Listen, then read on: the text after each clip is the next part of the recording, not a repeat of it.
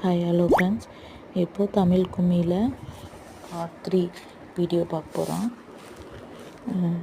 இதுக்கு முன்னாடி கொடுத்த பார்ட்ஸ் எல்லாத்தையும் நீங்கள் பாருங்கள். அப்போனா உங்களுக்கு ஒவ்வொரு கொஸ்டின்ஸ் இதுலேருந்து வரலாம். ஓகேங்களா? இது புக் பேக் கொஸ்டின்ஸு. வாங்க வீடியோக்குள்ளே போகலாம். தமிழ் மொழியை படிப்பதால் என்ன அடையலாம்? மேன்மை அடையலாம்.